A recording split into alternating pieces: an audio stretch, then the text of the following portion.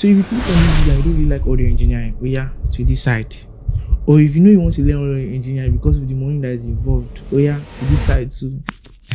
So, but if you know you really want to learn audio engineering because you want to further your knowledge as a musician, because as a musician, if you don't have this skill, if you don't know the basics of audio engineering, you might think you don't need this, but if you don't have this knowledge, trust me, you'll be very, you're very useless.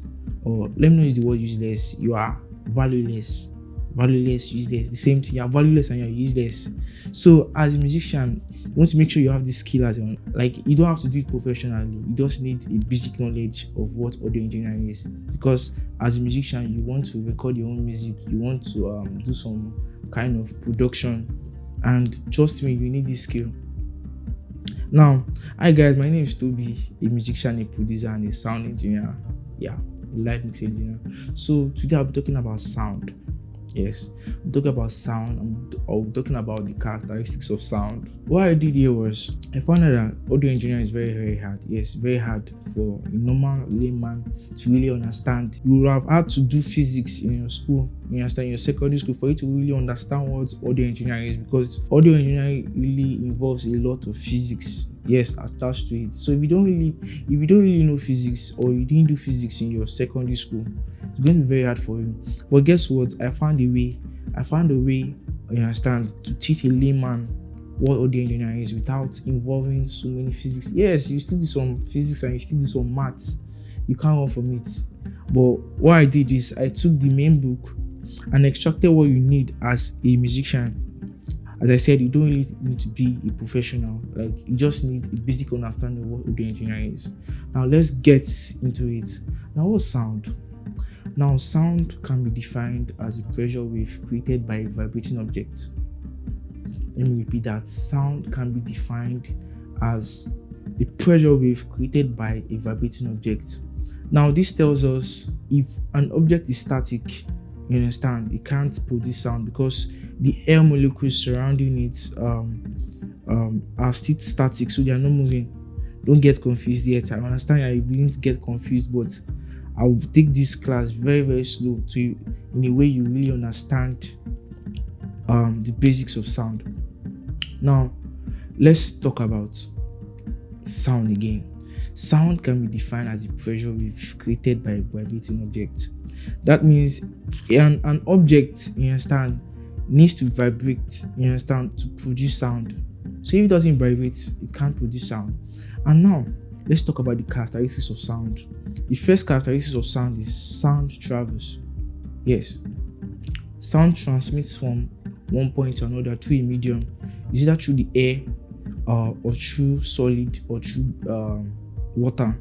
Sound can actually travel through flexible medium. So these mediums I just mentioned to you are actually flexible medium. The walls you are seeing are flexible because air molecules, water molecules, and solid molecules are actually different. So the way they transmit sound is actually different. Now, when it comes to sound transmission is divided into two. We have linear sound transmission and non-linear sound transmission. Now, what is linear sound transmission? In simple words, it means a sound that travels in a particular pattern, moving in a particular direction. While non-linear transmission, a sound that doesn't have a particular pattern or is not going to a particular place, there is no directivity. So now, examples of linear sound transmission is, let's say you have a speaker pointed at a particular direction. You understand? That speaker will actually project to a particular area, sending it to.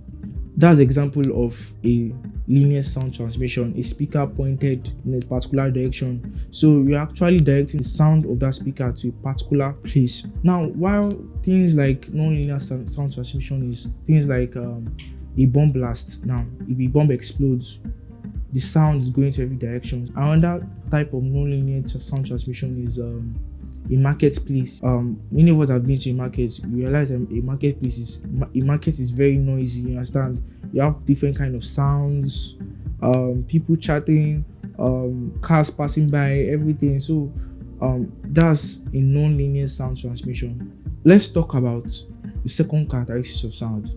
Now, sound moves with time. Sound moves with time, and I will explain that. Now, sound doesn't just disappear from one point to another, it actually moves, it travels. And the standard speed of sound is 343 meters per second. That's 343 meters per second.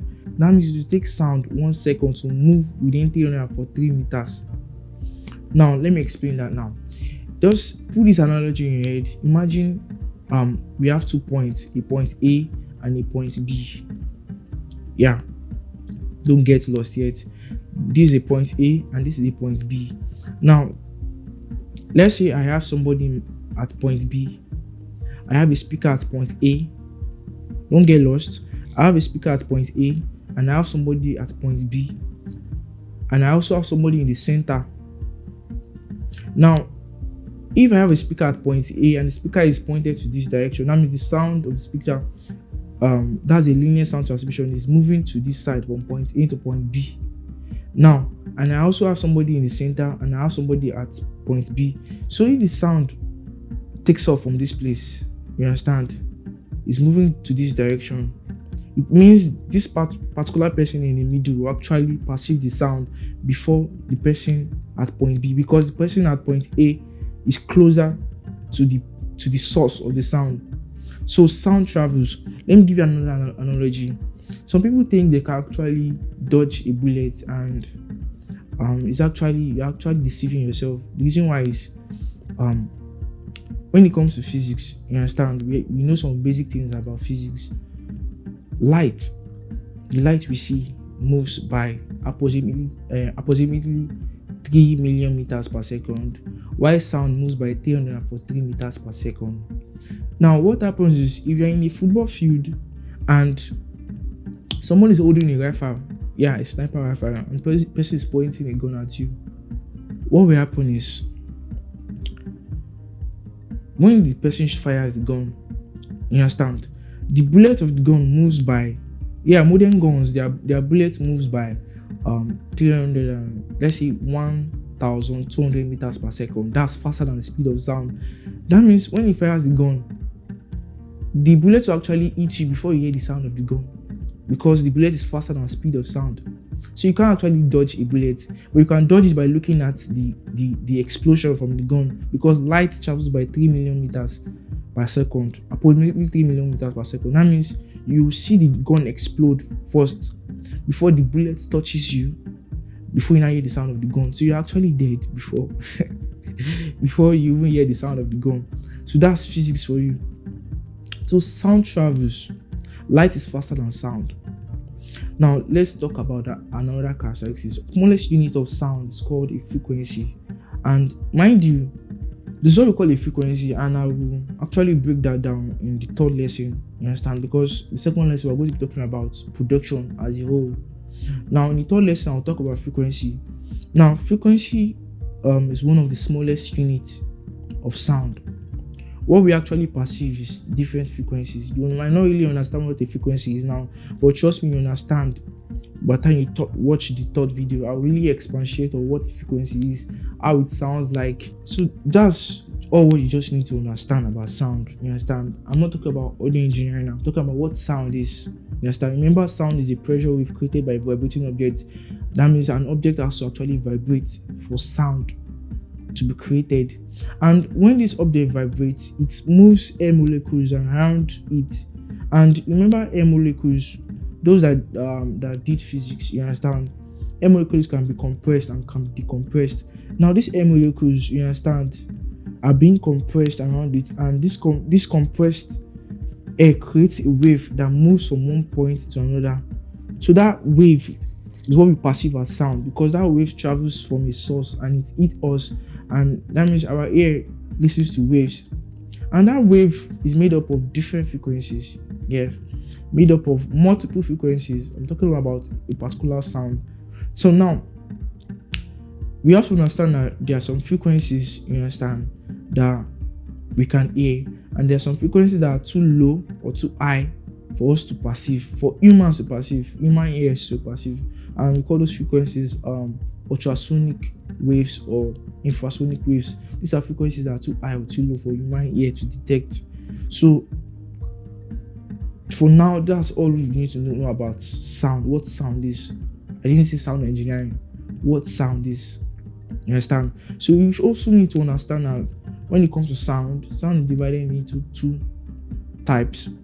We have natural sound and we have man-made sound. We all know what natural sounds are. So natural sounds are sounds of nature, things like waterfall, lightning, what else? Avalanches. Another thing like man-made sound are things like bomb.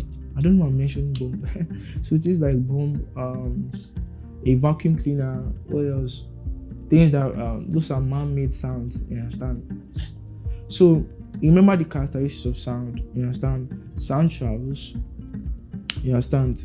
Like sound can be transmitted through flexible medium. That's air, solid, and water. And sound moves by 343 meters per second. That means, I just want you to check simple maths you can take on today. So if you want to really calculate how long it took a sound to move from point A to point B, now let's put this analogy in our head. Imagine you have a point A and you have a point B. Length difference between point A and point B is 17 meters. So what is 17 meters?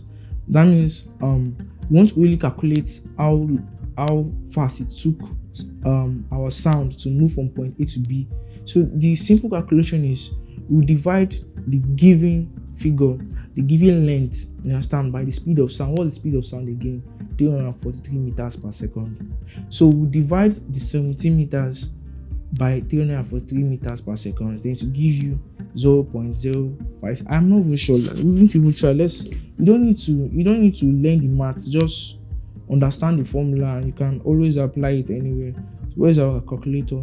So our point A to point B is 17 meters. So 17 divided by the speed of sound, that's 343 meters per second, is equals to 0.49 meters per second. So times 1000, because 1000 milliseconds makes a second. Because we want to get whole numbers, not numbers in these numbers, not decimal numbers. So it took sound 49 milliseconds to move from point A to point B, which was 17 meters. So automatically I know sound moves by 2.9 milliseconds per meter, meaning if it was 18 meters per second, it should have been 52 meters per second. So let's try it. I said 52 milliseconds for sound to move in 18 meters. So let's divide 18 divided by speed of sound, that's 343 meters per second, equals to 0.052 times 1000. So that will give us 52 milliseconds. So that's how to calculate how much time it took sound to travel from one point to another. So what you get is the length. If you can get the length, then you can get the time. So that's the formula for calculating how many seconds to take sound to move from one point to another. So thank you guys for watching. Subscribe to my channel, like this video, share this video to your friends. Thanks for watching. Have a great day.